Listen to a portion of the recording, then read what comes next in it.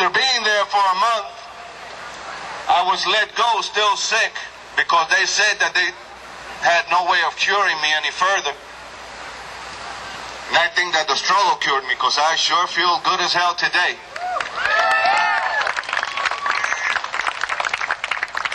But it was very telling to me to see that they were willing to let me go because they couldn't cure me, but that didn't stop them from sending me the bills. And here in my hands, I have bills that add up to $25,000. I told them I would never pay them. First, because I can, and even if I could, I wouldn't. But just to prove a point, this is what I think of the $25,000 worth of debt.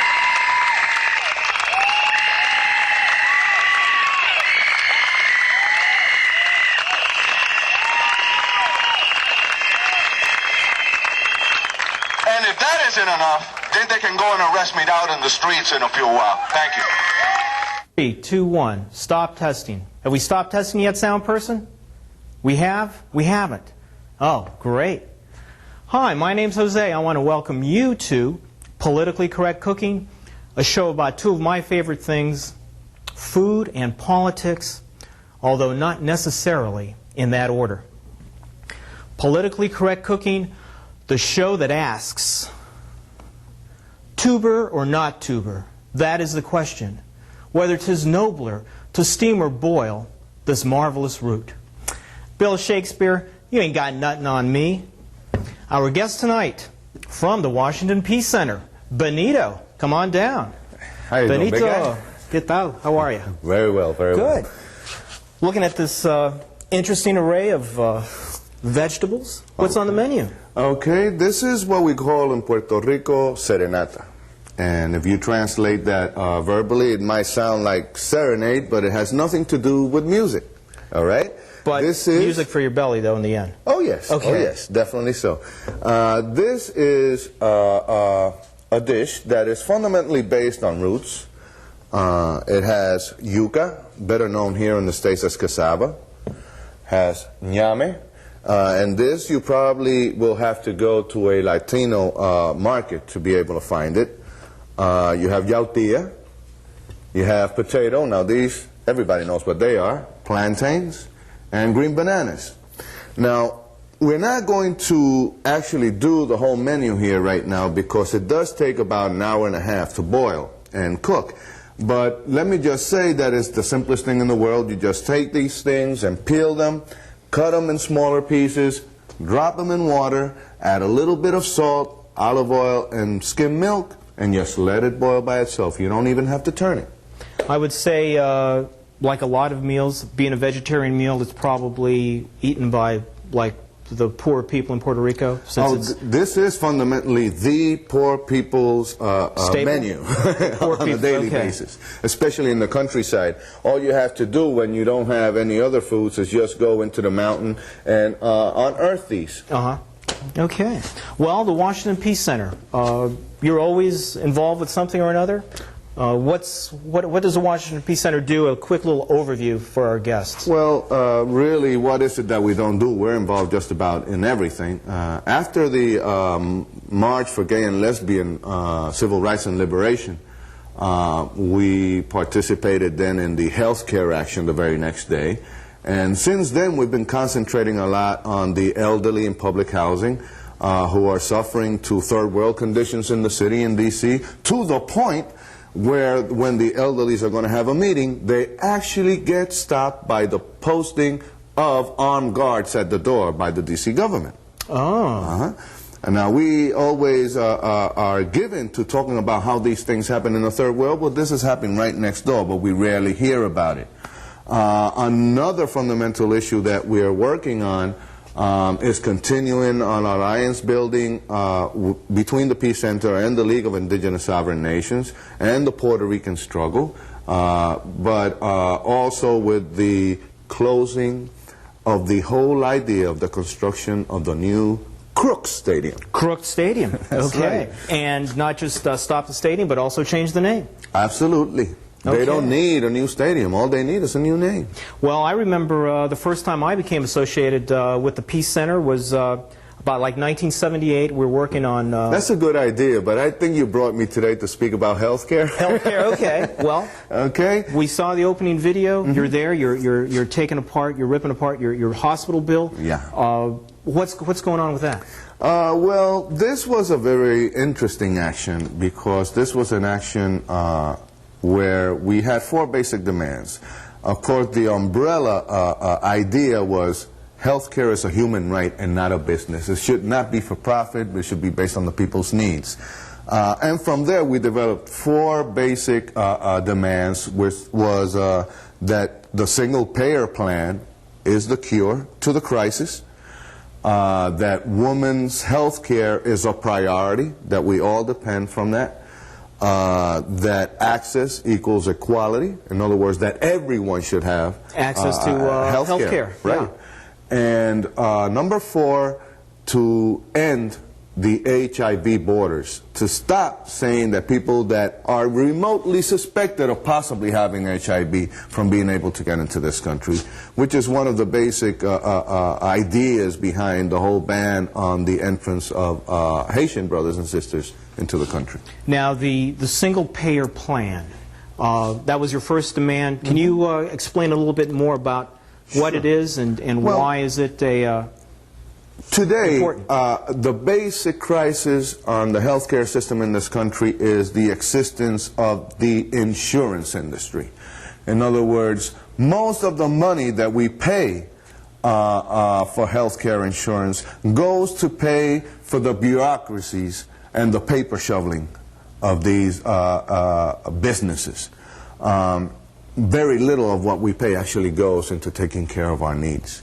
And we feel that there should be a single payer. In other words, we all should be paying to the government, and the government then disperse that to the hospitals to pay for our treatment. And we believe this is critical because the money that today goes to the profit and to the pocket of the owners of these insurance industries, that money can then be used to pay for those that cannot afford to have health insurance. And that way we would all be covered. Do you think it's more efficient? Like everybody talks about how big government is, a big bureaucracy, very inefficient. Do you think this would be a more efficient way of getting health care to people than the private industry that we have right now? The problem is that right now, the reality is that we don't have a health care system that is inefficient. We just don't have a health care system, okay, which is a lot worse. In other words, no matter how inefficient bureaucracy within government is going to be, as long as it does not work around profit, everybody will be able then to have health care. The reality is that these insurance companies have not proven that they're any more efficient than government. That's why the price of health care continues to increase year after year after year after year, but yet the benefits for the people that are paying continues to decrease and decrease and decrease. I know that I have friends who have like families, they're paying $500–600 a month just for health care. And if they get sick, they have to fight tooth and nail for the benefits. Absolutely true. You see, and that's the whole question. It is not there for people to take advantage of the benefits. It is there so a few people can benefit and pocket profits.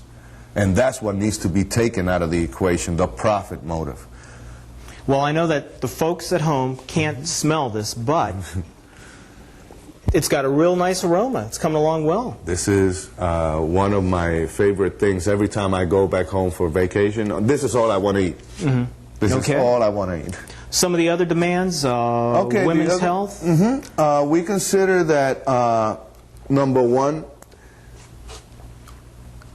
research around problems, specific problems of health care on women are, number 1, performed by men, number 2, performed on men, and then the result of these studies is supposed to be applied on women. We think that is absolutely ridiculous, that it should be done by women, on women, to be able to be applied. And people in the insurance company, I have to say that there is fundamental differences between men and women. I don't know if they're aware of it, but I'm aware of it. They've got to be blind. They must be. Okay, the other demands is, of course, the borders, the HIV problem. I mean, we believe that a lot of research has been done. AIDS is a problem that is a genocidal practice, and we believe that we have a lot of stake in the fact that AIDS is spreading all over the world. And to all of a sudden close down the borders on people that are coming to this country most of the time for other reasons. Most of the time it's actually economic refugees. That's what people are looking for, okay? And to be away from dictatorial systems. To use HIV as the excuse, like if we didn't have AIDS here in this country already, it's just a measure of racism. Yeah.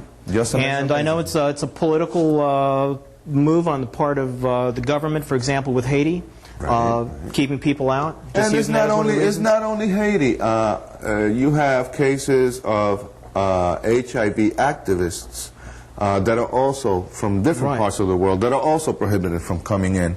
I know there's been some major AIDS conventions and conferences that have had to be rescheduled to other countries because the U.S. government would not allow all these activists in from other countries. And that doesn't make any sense at all because you can't stop it by ignoring.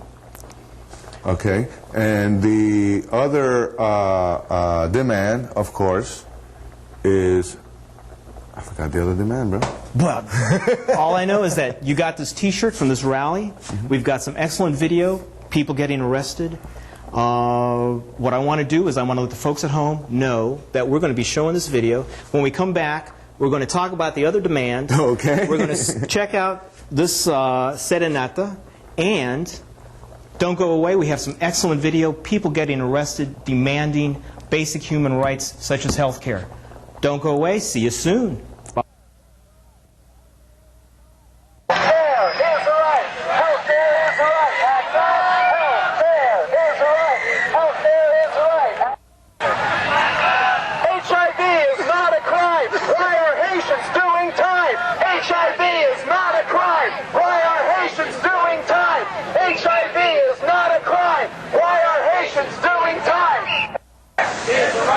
Healthcare is a right. Healthcare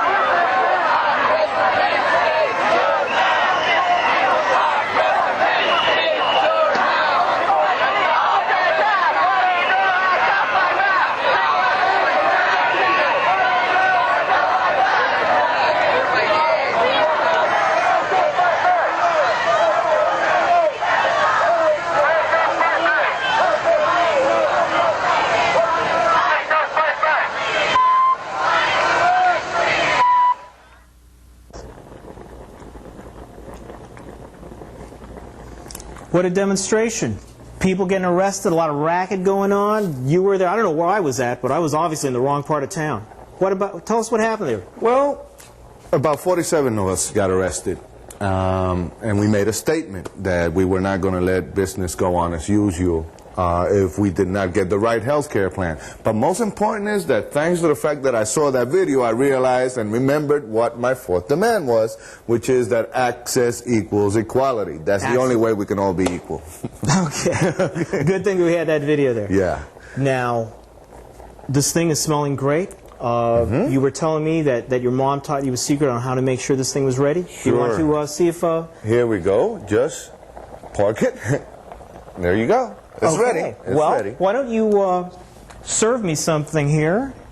Because I want to try this. It's been... Jose, let me just tell you that there are a lot of problems with getting health care, getting the right health care plan. One and the primary problem, I believe, is that you have a situation where you have Hillary Clinton heading the task force on health care, but who are the people that are in the task force with her? They are representatives of the insurance industry who, of course, because they're now in danger, insist on managed competition. But there is nobody else. There's none of the people that are the victims of not having health care.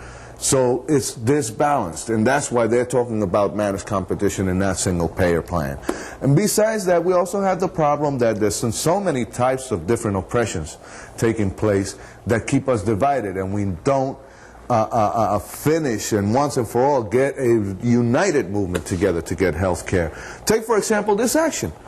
This action, just because the originators and who led the action were people from the gay and lesbian community, a lot of straight people did not want to participate because they might be seen as being gay or lesbian. What does that have to do with anything? I mean, I'm straight, but I was there. I got arrested. I spent time in jail with my gay and lesbian brothers and sisters. Straight but not narrow. Hey, absolutely not. Under no circumstance. Well, why don't we give me one of these and tell me what these things might be. This one here is? Okay. This one right here is the ñame. Yame, okay. Okay. Potato. Potatoes. This is the cassava. This is the plantain. Okay. And let me get a plate for you also. This is the yautía. And we're still missing the little bananas. We'll find them soon. Yes, we will. Let me get you a plate for you. You might run into a banana in there. And also, you made us a salad? Yes, there's a salad in the refrigerator. And it's avocado, raw onions, and tomato with just a little bit of olive oil and lemon juice. And that will complete the seranata. All right. Well, what I want to do is I want to discuss the roadblocks that are being put up in front of attempts at equality access to health care. Well, again, the primary roadblocks are the fact that we are divided, unfortunately, in all movements in this country. There is also the primary problem that those who have power are the only ones that ever get consulted. The rest of us don't. I wish there was a way to better organize right now the fact that none of us should be paying our bills. I hate to say that in a way where it sounds like I'm some type of example, but I just think that until we don't take that type of measure massively, we won't stop this. How do you like it? I think it's delicious. I think it's excellent. I've never had half of these tubers that you've turned us on to. I recommend folks out there, go to the little Latin market in your neighborhood, talk to the person behind the counter. I saw this seranata show. I want some tubers to boil at my house. They'll recommend something for you. Oh, sure. What other... the insurance companies, they're big players in this game. They want to kind of keep things the way they are. I know that, for example, in Canada, they have, I believe, a single-payer plan or something similar to that, where they have universal health care. Yes. How would that work in the U.S., or why do insurance companies not want what is going on in Canada to go on in the U.S.? Well, primarily because they would cease to exist, and nobody strives for their own death. Okay? But let me just say that a lot of people love to say that there are Canadians that come down to the United States to get health care. They don't want to wait in line for an operation. Right. But let's talk about something and let's be serious. If there are so many lines in Canada to have an operation, it is because everybody that needs an operation is getting an operation. Okay? And it is the rich who don't want to wait who come down to the United States to get their health care in the system that we have here, where only the rich can actually have health care. Now, I wish that the reality was that we had lines here of people to get health care. The reality here is not that it is so efficient that not having lines, people are getting it. The reason there are no lines is because a lot of people are not getting it. They can't afford it. That's they can't right. get it. Also, I understand another problem is that a lot of the health care in the U.S. is after you get sick, they start giving you health care, while in a lot of other places they have like preventative health care trying to keep you from getting sick. And that is not one of the, I guess, philosophical underpinnings of medical care in the U.S. Like in most things in this country, we don't want to take a close look at the problem until the problem is so critical that it's smacking us in the face. Okay, that is the kind of problem you will find not only with health care, that is the kind of problem that you will find with issues of indigenous sovereignty, of respect of water rights with indigenous people, the type of situation you find with sexism in terms of confronting sexism not only in the workplace but even at home. That is the situation you will confront with a lot of people's homophobia. And you know, these are just manifestations of different problems, of different oppressions. Racism, for example. Those that have the privilege either don't want to let it go, or are so privileged, in fact, for so long that they can't realize that the type of existence that they have is not what everybody is living with. That, in fact, they are having privilege. Okay, and that is the type of problem that I think that we have. Is that we can't see the problem until it becomes critical. We don't talk about racism until there's a situation like LA. Right. Okay? Like if the rest of the time it didn't exist, it's just because people are pacified a lot of the time through disempowerment. People are pacified, but that does not eliminate the problem.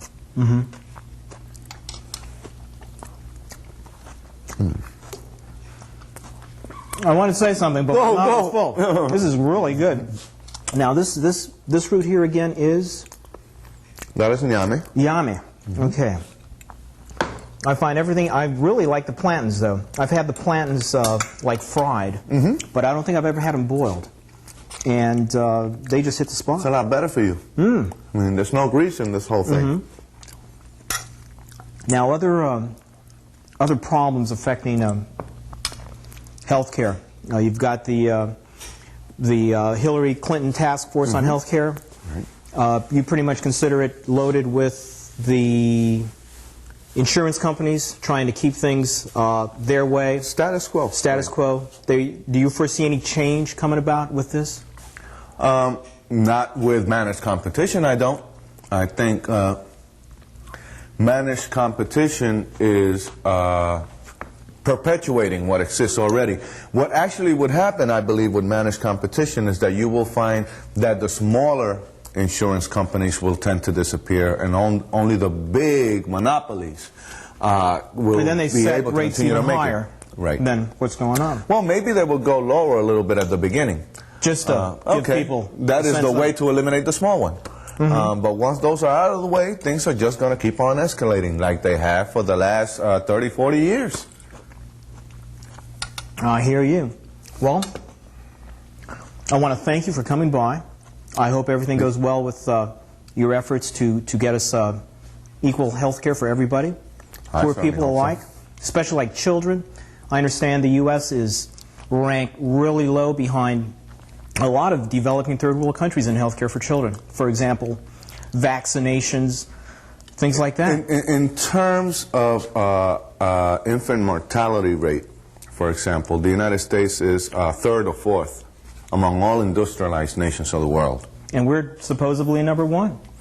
Well, before you go away, I want to present this chef's hat to you for having survived the Politically Correct Cooking Show. Thank you. I really appreciate you coming by and helping us out.